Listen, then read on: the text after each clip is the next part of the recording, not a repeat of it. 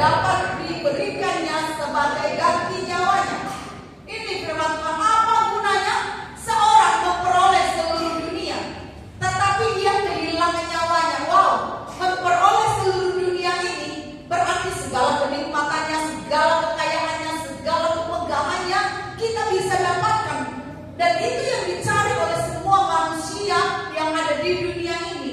Apa yang paling hebat, apa yang paling luar biasa di dalam dunia ini diusahakan, dicari. Tapi firman Tuhan berkata, apa gunanya seorang memperoleh seluruh dunia tetapi ia kehilangan nyawanya? Wow, semua pasti ingin sukses. Saya ingin sekali ya sukses. Berdoa, Tuhan sukseskan ya hidup saya, pelayanan saya, keluarga saya ya. Saya percaya Bapak Ibu Saudara juga merindukan hal ini. Sukses di dalam usaha, sukses di dalam keluarga, jangan sampai keluarga berantakan ya kan. Kita berdoa, kita berharap sukses dalam keuangan kita, jangan sampai minus-minus ya.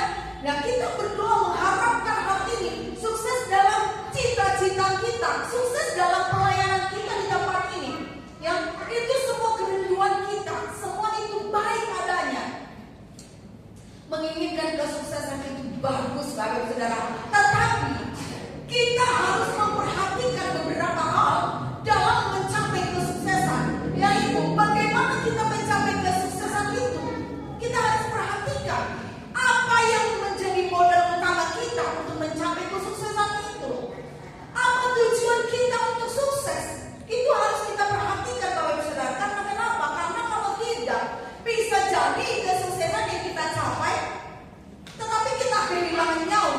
Tetapi kita harus memperhatikan apa tujuan saya untuk sukses, ya? Apa modal utama saya untuk sukses? Apa bagaimana saya mencapai kesuksesan ini?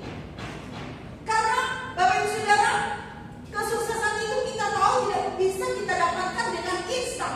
Tetapi ada banyak juga cara-cara yang dilakukan oleh manusia untuk mencapai kesuksesan dengan cara instan. Ya, ada cara-cara yang curang, ada cara-cara yang tidak berkenan di hadapan Tuhan. Bahkan sampai meninggalkan kepercayaannya juga dia. Kesuksesan itu adalah sebuah proses. Semakin besar kesuksesan yang kita harapkan, maka semakin besar juga proses yang akan kita alami. Kita tidak bisa mengharapkan aku ingin mengalami kesuksesan yang begitu besar dengan cara instan. Ketika satu kali berdoa, dua kali berdoa, satu bulan berdoa, satu tahun berdoa, langsung kesuksesan besar turun. Sekali taat, dua kali taat, satu tahun taat, kesuksesan turun. Bisa jadi hanya satu kali taat terjadi mujizat Tuhan, tetapi kita tidak bisa menentukan Tuhan punya waktu tertentu untuk kita semuanya. Amin. Ada orang-orang yang mendapatkan kesuksesan tapi kehilangan nyawanya. Misalnya bagaimana Bapak Ibu Saudara ingin dapat instan tadi, ya kan? Menghalalkan segala cara. Ketika kita menghalalkan segala cara, ya berarti ada cara-cara yang tidak benar di sana. Ketika kita melakukan hal yang tidak benar, berarti kita sudah tidak berada di dalam jalan Tuhan. Ketika kita tidak berada di dalam jalan Tuhan, berarti kita sudah meninggalkan jalan kehidupan. Ketika kita meninggalkan jalan kehidupan, berarti kita sudah kehilangan hidup kita.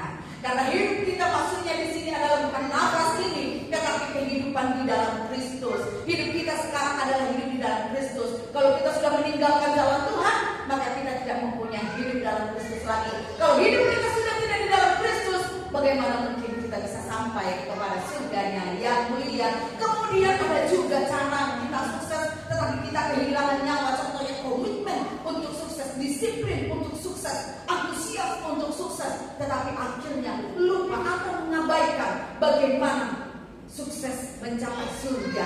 Lupa untuk mencapai komitmen untuk mencapai surga. Lupa disiplin diri untuk mencapai surga, tetapi disiplin untuk mencapai kesuksesan. Ada seorang dalam minggu ini, seorang bapak ya minta pendapat saya. Dia bilang, bagaimana ya?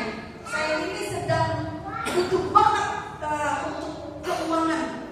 Sekarang saya sedang bekerja, tetapi saya ada waktu untuk off. Kalau hari Minggu itu masuk, tetapi lebih sering ada masuk malam, masuk pagi. Jadi kadang saya bisa ibadah, kadang tidak bisa. Tetapi kadang-kadang ada off ya kan?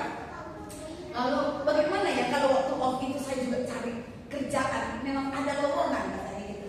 Bagaimana menurut Ibu? Karena dia seorang pelayan, apa yang saya kasih masukan? Berapa yang Anda dapatkan ketika Anda kerja dalam waktu off ini? Segini Bu. Oh, puji Tuhan cukup lumayan ya. Tetapi bagaimana kalau itu batasnya maksimal segini? Dia bilang itu ada maksimalnya, ada batasnya. Bagaimana kalau saya beri masukan dalam waktu off itu, Bapak ambil doa puasa, minta kuasa supranatural untuk Bapak mengalami mujizat yang tanpa batas. Ya, kalau Bapak tadi berkata kalau ambil pekerjaan ini dapatnya maksimal segini, ya minimal segini, ya ada batasnya dan tidak mencukupi untuk apa yang Bapak sedang harapkan. Dia ingin menyelesaikan satu pembayaran, dan kalau dihitung-hitung itu masih jauh untuk bisa menyelesaikannya. Bagaimana kalau Bapak masuk di dalam kuasa supranatural, doa dan puasa, sungguh-sungguh mencari kehendak Tuhan, karena berkat itu dari Tuhan dan hasilnya tanpa batas. Dia berpikir, ya tapi kan ini masih kita kan harus ada salurannya, banyaklah alasan Bapak Ibu Saudara. Tetapi kalau kita memang menangkap kuasa Tuhan, kalau kita mau hidup di dalam mujizat Tuhan, tidak bisa tidak Bapak Ibu Saudara. Kita harus lebih dekat kepada sumbernya. Amin. Kalau hari Minggu aja udah ada shift, tidak punya waktu untuk ibadah, bagaimana? Kamu harus mencari Tuhan, gitu ya. Kan apalagi kamu seorang yang sudah ambil bagian juga di dalam pelayanan, harus mengisi diri untuk dipenuhi dengan kuasa Tuhan. Apa yang akan kau persembahkan kepada Tuhan? Bagaimana kamu masuk untuk bertemu dengan Tuhan? Harus ada pertemuan dengan Tuhan. Kan kerjanya udah capek. Dari pagi, jam 3 pagi sudah bangun Bapak Saudara untuk masuk karena perjalanan cukup jauh. Pulang kira-kira sore, ikut perjalanan lagi, nyampe rumah udah capek. Apakah Bapak berdoa sungguh-sungguh? Ya, bagaimana bisa berdoa sungguh-sungguh? Udah capek sekali. Makanya ambil waktu. Kalau ada kesempatan untuk berdoa, ambil doa puasa, renungkan firman Tuhan, berdoa sungguh-sungguh. Karena kita tidak bisa mengandalkan kemampuan kita. Bapak Ibu Saudara, apa artinya sukses bagi kita? Apa artinya sukses bagi Bapak Ibu Saudara? Ada yang mengartikan sukses itu adalah berhasil mencapai sesuatu yang kita inginkan. Ketika kita menginginkan sesuatu, lalu kita mendapatkannya, itu kita sukses. Kita menginginkan usaha kita berkembang, lalu berkembanglah usaha itu, lalu kita berkata aku sukses. Ya, kita mengharapkan keluarga yang bahagia, lalu dengan usaha kita berhasil memiliki keluarga yang berbahagia, lalu kita katakan sukses. Kita ingin posisi, kita ingin hubungan dengan sesama, dengan teman, dengan rekan kerja, itu baik-baik, sehingga kita membangun hubungan dengan baik, ya, dan kita merasa itu sukses. Bagaimana cara kita mendapatkan itu? Apakah kita mendapatkan kesuksesan dalam keuangan kita, kesuksesan dalam keberhasilan rumah kita dengan modal seperti yang dimiliki oleh orang-orang dunia pada umumnya? Ya, apa yang dimiliki oleh orang dunia, sayang? Bukan saya. Kita semua tahu apa yang dilakukan oleh manusia untuk mencapai kesuksesan. Ya, banyak orang berkata bahwa modal utama untuk mencapai kesuksesan adalah kecerdasan, pengetahuan, kekayaan, potensi. Wah, kalau aku punya kekayaan, aku bisa bikin ini, bikin ini. Ya kan? Kalau aku punya kemampuan masak ini, masak itu, contohnya. Kalau aku punya keahlian komputer, atau ini. Kalau aku punya ini, punya potensi segala macam, aku pasti bisa berhasil. Itu pada umumnya. Banyak juga yang berkata kalau aku memotivasi diriku, kalau aku mendisiplin diriku, kalau aku berani ambil risiko, ya, semua itu memang modal untuk sukses. Kan gak mungkin juga orang malas-malas sukses, kan gak mungkin juga. Harus disiplin, harus kerja keras, harus antusias, harus komitmen. Ya, bagaimana orang malas-malas terus langsung untuk sukses, yang gak mungkin, ya kan?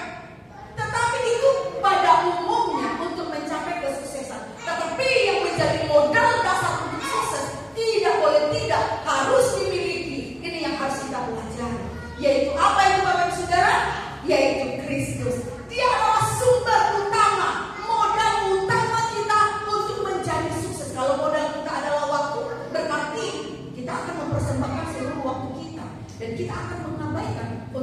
mencapai kesuksesan di surga, Bapak Saudara. Nah, ini sesuatu yang akan merugikan kita, yang akan membuat kita kehilangan nyawa kita. Sukses memperoleh apa yang ada di dunia ini, tetapi gagal untuk memperoleh apa yang disediakan oleh surga.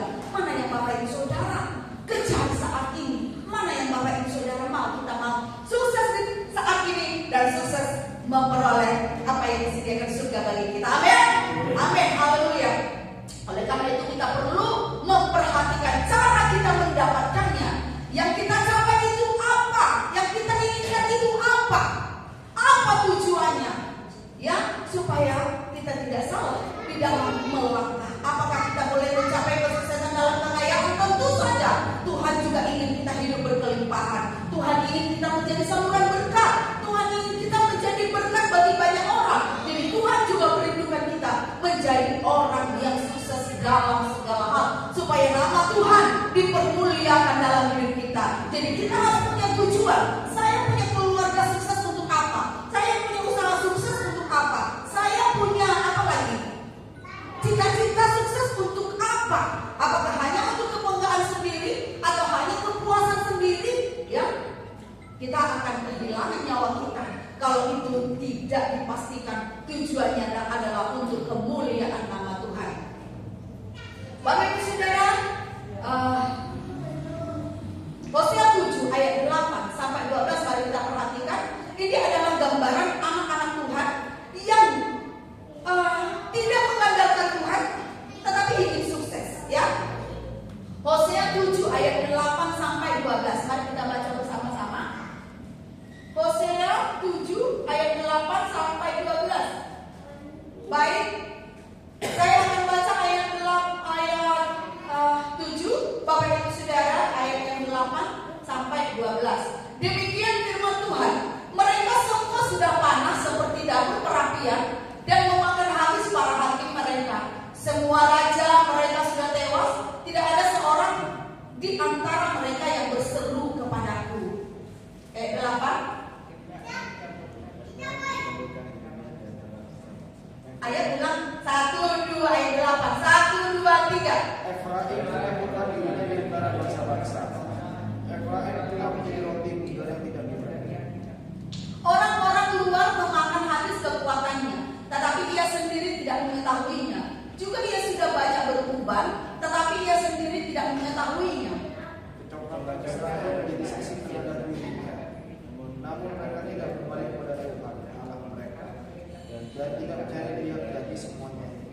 Efraim telah menjadi merpati tolol, tidak berakal, dengan memanggil kepada Mesir, dengan pergi kepada Asyur. Aku akan membentangkan jariku ke atas mereka. Aku akan menurunkan mereka seperti burung-burung di udara. Aku akan menghajar mereka karena kejahatan-kejahatan mereka. Judulnya itu, Bapak Ibu Saudara, dosa Israel di bidang agama dan kenegaraan. Perhatikan ayat 7, Bapak Ibu. Dikatakan di sana mereka semua sudah panas seperti dapur perapian dan memakan habis para hakim mereka. Semua raja mereka sudah tewas. Tidak ada seorang di antara mereka yang berseru kepadaku. Keadaan sudah panas, keadaan sudah parah, tetapi ditemukan di dalam umat Tuhan tidak ada yang berseru kepada Tuhan. Tidak ada yang berseru kepada Tuhan. Kemudian dalam ayat 8 dikatakan di sana ini orang-orang yang anak-anak Tuhan tapi tidak mengandalkan Tuhan. Keadaannya sudah buruk tetapi tidak datang berseru kepada Tuhan. Maka anak Tuhan seperti ini akan digambarkan dalam 3 hal. Di dalam ayat 8 dikatakan Efraim telah menjadi apa? Roti apa? Roti bundar. Roti bundar yang tidak dibalik. Jadi bikin roti tetapi tidak dibalik. Akhirnya bagaimana? Setengah matang, Bapak Ibu Saudara. Jadi kalau Bapak Ibu Saudara mau jual roti tapi setengah matang, bawahnya ada yang matang, apa ada yang mau beli? Gak ada ya. Setengah matang makan, mungkin yang masak pun gak selera ya, karena setengah matang. Nah, ini adalah model anak-anak Tuhan yang ikut Tuhan tapi setengah-setengah, setengah hati, tidak sungguh-sungguh.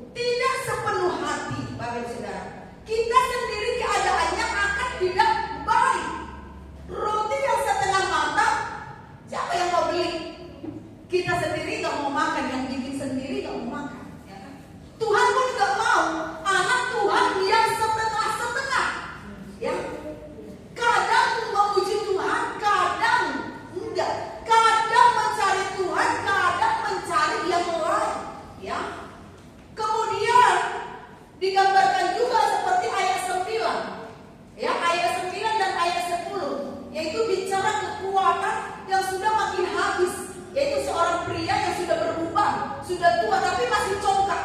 Sudah tua, kekuatannya sudah hampir habis, tapi masih sok hebat, masih sok kuat, masih sombong. Ya. Ini menggambarkan anak-anak Tuhan sudah banyak masalah, tapi masih merasa bisa menyelesaikan sendiri. Sudah banyak masalah, tapi tidak mau memperhatikan perintah Tuhan. Ini adalah gambaran anak-anak Tuhan sudah menyadari dia mengalami kemunduran rohani. Sudah sadar bahwa dia mengalami kemunduran rohani. Semangatnya, apinya tidak seperti dahulu. Tetapi dia tidak mencari Tuhan. Itu kan jelas dikatakan dalam ayat 10. Namun mereka tidak berbalik kepada Tuhan Allah mereka dan tidak mencari Dia. Sudah tahu punya masalah, sudah tahu tidak punya kekuatan, tapi masih tidak mencari Tuhan. Ini congkak, ini sombong. Bahkan dikatakan gambaran yang ketiga adalah seperti merpati tolong. Merpati tolong itu dia pergi ke Mesir, dia pergi ke Asyur, kemana-mana. Lalu hasilnya ayat 12, apabila mereka pergi, aku akan membentangkan jariku ke atas mereka, aku akan menurunkan mereka. Jadi mencari kemana-mana tanpa mencari Tuhan. Mencari pertolongan kemana-mana, berusaha menyelesaikan masalahnya dengan kekuatannya, tanpa berseru kepada Tuhan. Tuhan katakan kau seperti merpati tolong, seperti roti bundar yang setengah matang, seperti seorang pria tua yang masih merasa gagah, tidak bisa sebenarnya melakukan apa-apa, tapi masih merasa bisa tanpa diketahui. Dan jadi artinya karena kesombongannya aja. Sudah tahu dia mundur dalam kerohanian, tapi tidak mau mencari Tuhan. Tuhan katakan jahat, ya. Dikatakan jahat yaitu dalam ayat 12. Nah, ketika kita didapati orang seperti ini, seperti roti bundar, seperti merpati tolong, punya keadaan yang tidak seperti yang dijanjikan oleh firman Tuhan, keadaannya buruk, tapi tidak berseru kepada Tuhan, tidak mencari Tuhan, ya, maka ini dikatakan dosa, jahat, dan hasilnya adalah ayat 12. Aku akan menjari dan akan menurunkan, tidak akan mencapai kesuksesan, Bapak Ibu Saudara. Baik di keluarga, baik di dalam usaha, dimanapun. Karena kenapa? Sumber kesuksesan adalah Tuhan. Makanya Tuhan katakan bodoh, ya. Cuma berat kan ngomongnya tolol, ya. Berat ya, karena kasar banget, ya. Tapi itulah gambaran untuk orang-orang yang sudah mengalami kemunduran, sudah mengalami masalah baik, tapi tidak dapat sungguh-sungguh kepada Tuhan, mencari Tuhan. Akhirnya dia akan diturunkan. Harusnya burung itu terbang. Lalu apa yang harus kita lakukan, Bapak Ibu Saudara? Dalam Yoel 2, kita buka sebentar dalam Yoel 2. Kalau kita bertobat, ya, dalam Yoel 2 ayat ke-23 sampai 25. Nah, ini lain yang akan kita terapkan di dalam kehidupan kita. Yoel 2 ayat 23 sampai 25. Saya akan baca untuk Bapak Ibu Saudara. Dikatakan di sini, ini ayat terakhir, mari kita perhatikan baik-baik. Kita akan berdoa.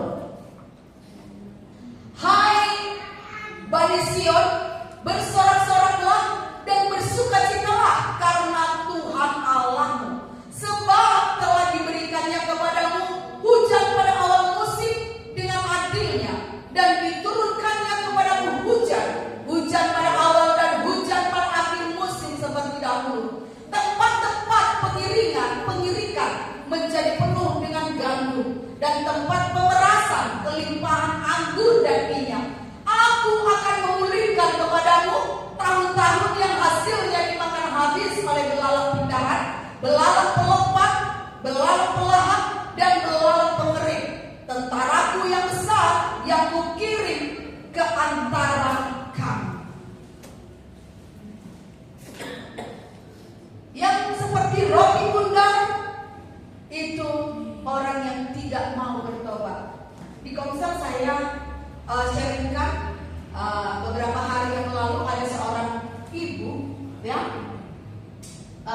sharing-sharing kepada saya.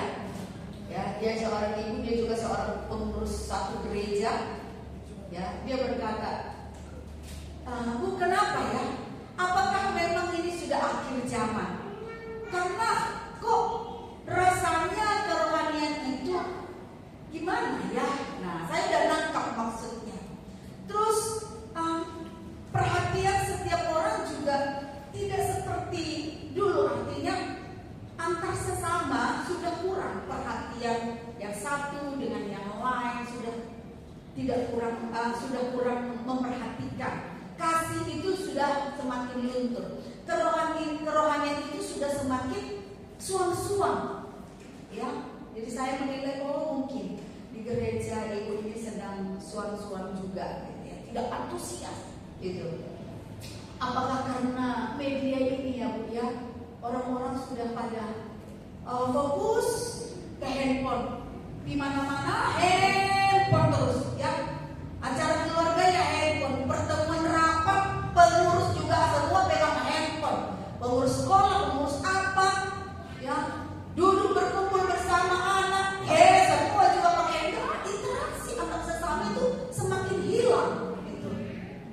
Mau dengar Tuhan juga handphone juga, mau menyembah Tuhan juga handphone, ya. Jadi memang tersita. Saya mendengarkan di YouTube ada seorang, saya lupa ini aja baru ingat ya.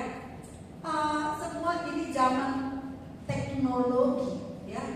Artinya nanti lama-lama, semakin lama manusia itu hidupnya itu ya merasa bangga karena ahli dalam teknologi, semakin ahli dalam, tetapi tidak menyadari bahwa sesungguhnya manusia itu semakin bodoh, ya.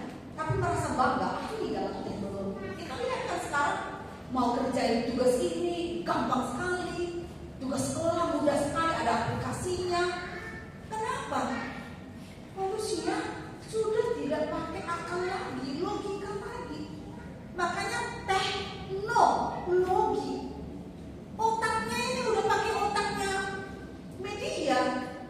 Jadi tidak mencari lagi, pingin tahu ini, langsung buka aplikasi ini ada. Mau ngetik aja, nggak perlu ngetik, ngomong aja bisa, foto aja bisa nyampe deh di laptop, ya kan? Nggak perlu lagi latihan, asal otak, nggak perlu. Jadi kan logi.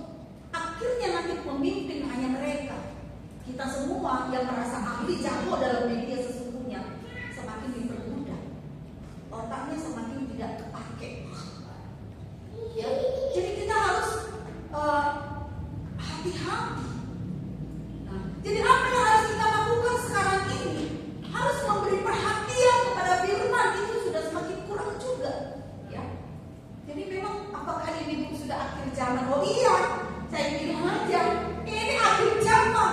Ini adalah waktu untuk kita mempersiapkan diri. Tekanan dunia semakin berat sehingga membuat manusia untuk menghadapi tekanan ini semakin menguras waktunya, menguras tenaganya untuk menyelesaikan tekanan ini tanpa menyadari bahwa seluruh tenaga yang dia keluarkan, tenaga untuk mencari Tuhan, habis. Seharusnya kita mencari Tuhan untuk mendapatkan kekuatan untuk menghadapi tekanan dunia, tetapi ini yang sedang terjadi.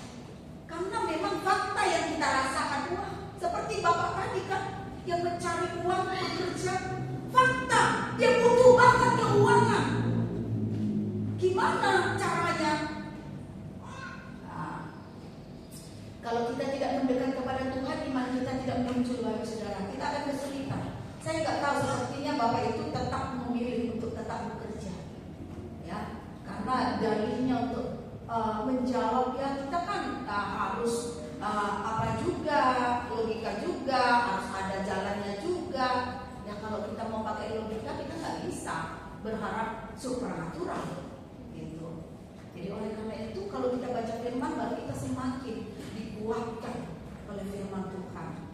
Ya hamba Tuhan pun banyak Bapak Ibu Saudara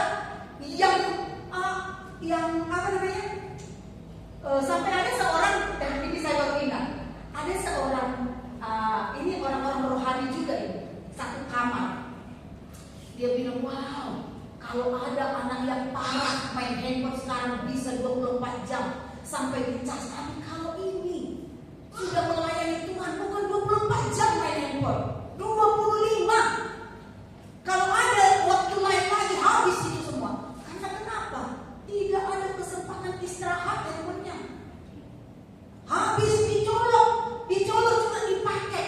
Padahal kita udah lihat jelas ya di YouTube ini berapa banyak kematian yang terjadi, berapa banyak anak-anak yang rusak, yang hancur. Tapi itu tidak mempan, Bapak Saudara. Gak mempan, gak takut. Mata buta gak takut, ya. Otak rusak gak takut. Kan sudah dewasa, gak takut. Kebakaran, kesetrum saat main gak takut juga kan? Karena kenapa ini terikat, sudah menjadi kecanduan, gak bisa lepas. Lihat anak-anak sekarang, emosinya meledak-ledak, gampang marah, ya. Ini efek handphone ini, emosinya gak terkontrol, ya. Jadi oleh karena itu, Bapak Saudara, kita harus kembali, ya, kembali kepada kebenaran firman Tuhan, lebih memperhatikan kedekatan kita dengan Tuhan. Dalam ayat 23 ini dikatakan, hai Bonesio, bersorak-soraklah dan bersukacitalah karena Tuhan Allahmu. Ini yang Tuhan mau. Kita harus bertobat. Bagaimana caranya? Bersorak-sorak dan bersukacita. Artinya apakah kita senyum-senyum terus nyanyi dengan semangat? Artinya Bapak Ibu Saudara, antusiaslah, bersemangatlah, bergairahlah dengan Tuhan, mencari Tuhan. Kalau kita mau ikuti tekanan dunia ini, Bapak Ibu, ya, tidak akan ada yang berhasil hidup bersemangat, ya. Bahkan pengkhotbah sekalipun menyampaikan semangat kalau mengikuti keadaan, Bapak Saudara, bukan hanya di alam roh, bukan hanya keadaan yang kita alami, ya. Memang alam rohnya juga berat, gitu. Maka bersorak-soraklah, bersemangat, antusias cari Tuhan. Maka apa yang akan terjadi? Kalau kita antusias kepada Tuhan, bersorak-sorak kepada Tuhan, mengutamakan Tuhan, Tuhan menjadi modal utama kita untuk sukses. Tanpa Tuhan kita tidak akan mencapai kesuksesan. Jadi kita tahu, ya, modal utama saya adalah Tuhan. Maka mencari Tuhan terlebih dahulu, bangun semangatnya untuk mencari Tuhan. Apa yang akan kita dapat? Perhatikan ayat 23, dikatakan sebab telah diberikannya, ya, apa? Hujan itu bicara apa, Bapak Saudara? Hujan itu bicara berkat, untuk memberkati tanah, supaya tanah subur, supaya tanah tidak kering, supaya tanah bisa membuat tumbuh-tumbuhan itu bertumbuh subur, berbuah-buah. Hujan itu bicara berkat Tuhan di dalam rumah tangga kita. Hujan itu bicara berkat dalam usaha kita. Hujan itu bicara berkat. Berkat untuk apa? Untuk apa aja? Untuk kesehatan kita kah? Untuk apa aja, Bapak Saudara? Kemudian dikatakan dalam ayat 24, tempat-tempat pengirikan menjadi penuh. Artinya Tuhan akan melimpahi dengan berkat-berkat, kelimpahan. Berkatnya itu kelimpahan, Bapak Saudara. Kemudian yang ayat 25, aku akan memulihkan kepadamu apa? Tahun-tahun yang hasilnya dimakan habis oleh belalang pindahan, belalang kelopak, belalang belalang. Artinya apa? Ini ibaratkan seperti tanaman, terus ada belalangnya, ya kan? Belalangnya itu menghabisi daun-daunnya, menghabisi buah-buahnya. Kita nggak dapat apa-apa lagi, habis semua. Artinya mungkin di hari-hari yang lalu kita mengalami kerugian karena dimakan belalang pelahap, belalang pelompat. Ada aja yang mencuri berkat kita, berkat dalam usaha kita, berkat kesehatan kita, berkat rumah tangga kita. Datang belalang pelahap di sana. Tetapi ketika kita bersorak-sorak, bersukacita mencari Tuhan, dikatakan aku akan memulihkan, akan dikembalikan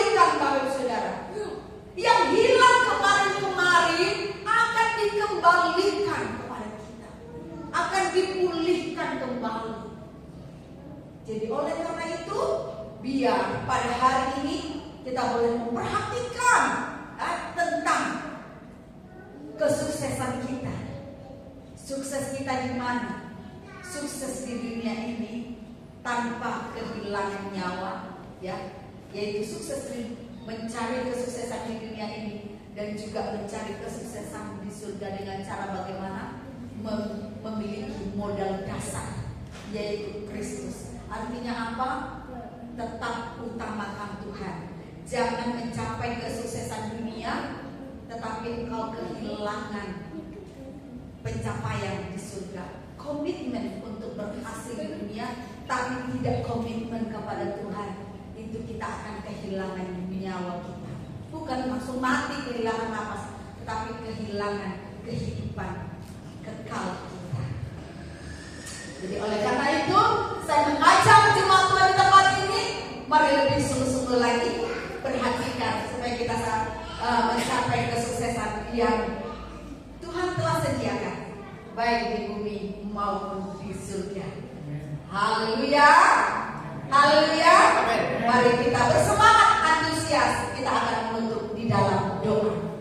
Jangan sampai kita seperti roti bundar, ya, atau seperti pria angkuh yang sudah tua tapi masih saja tidak mau mencari Tuhan.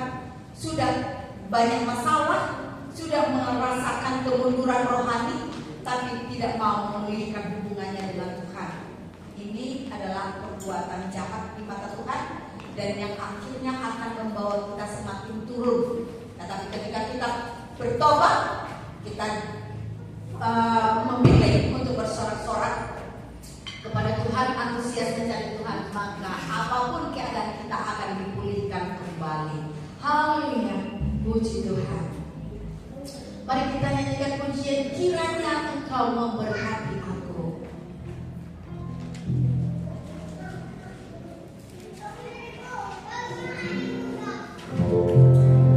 Haleluya. Kita akan datang menyembah Tuhan. Kita naikkan pujian ini. Kita boleh bangkit berdiri. Kita arahkan hati kita kepada Tuhan. Kiranya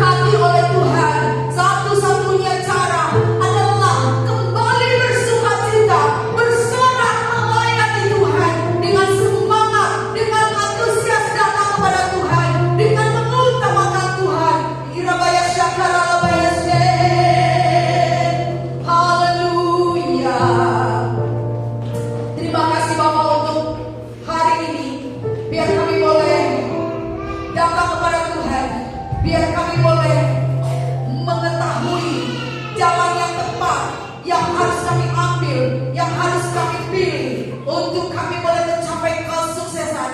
Biar Kristus menjadi modal utama kami untuk mencapai apa yang ingin kami capai, supaya kami tidak pernah salah dalam melangkah, supaya kami tidak kehilangan nyawa kami. Dalam nama Tuhan Yesus Kristus, terima kasih Bapak. Kami tahu Engkau adalah sumber segala-galanya, sumber segala berkat. Engkau adalah pengendali segalanya, penguasa segalanya. Jikalau Engkau ingin memberkati kami, maka kami pasti akan diberkati.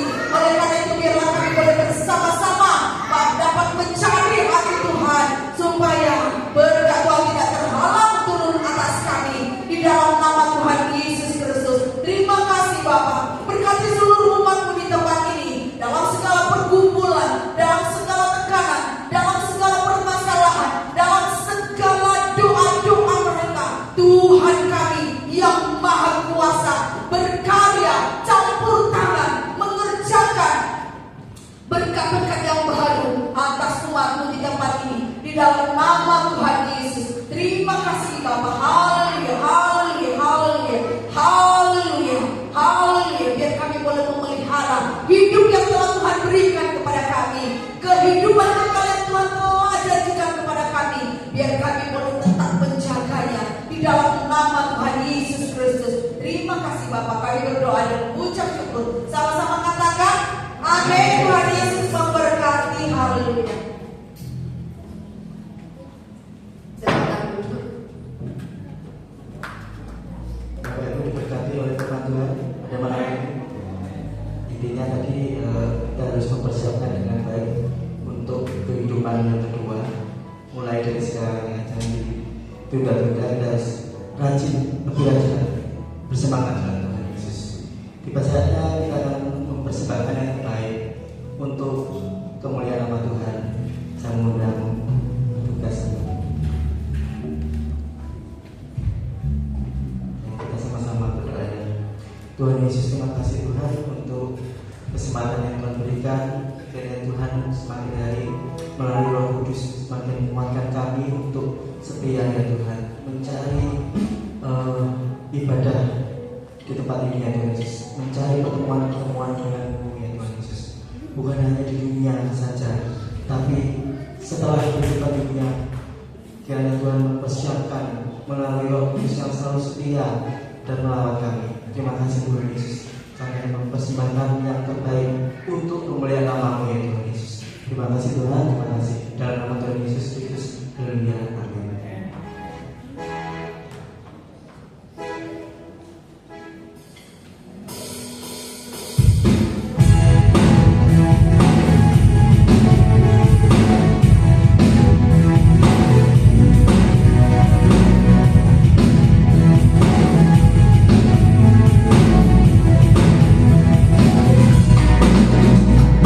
Kasih Allah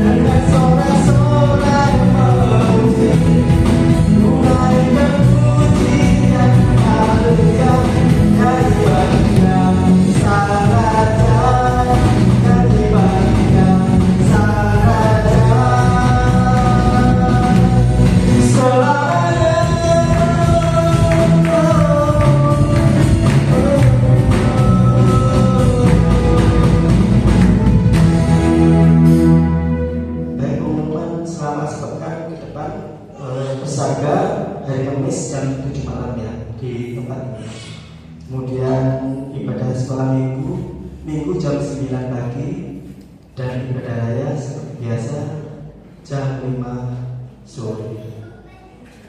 Selamat datang Rudy, El, dan Darren. Kami senang ya Rudy dan Darren kamu. Baik, saya mohon untuk kemudian untuk dalam doa berkat.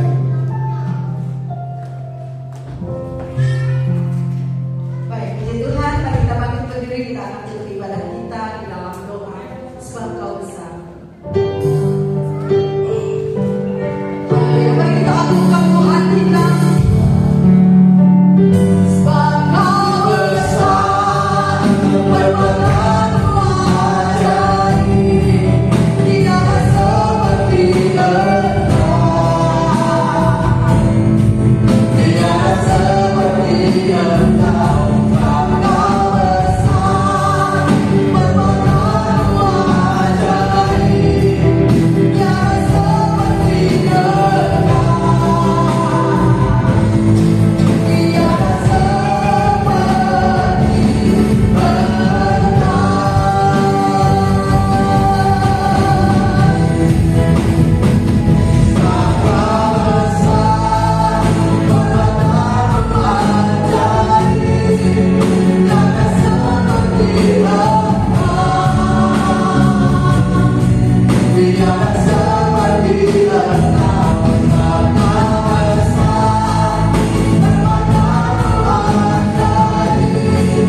tidak seperti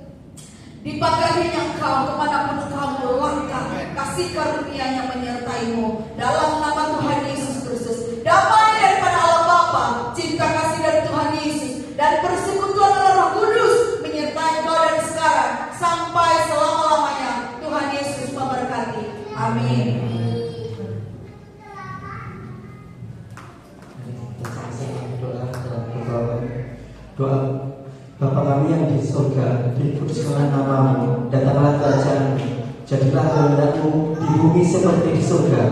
Berikanlah kami pada hari ini makanan kami yang secukupnya, dan ampunilah kami akan kesalahan kami, seperti kami juga mengampuni orang yang bersalah kepada kami. Dan janganlah membawa kami ke dalam pencobaan, tapi lepaskanlah kami daripada yang jahat. Karena Engkaulah yang punya kerajaan dan kuasa dan kemuliaan sampai selama-lamanya. Amin. Tuhan Yesus memberkati.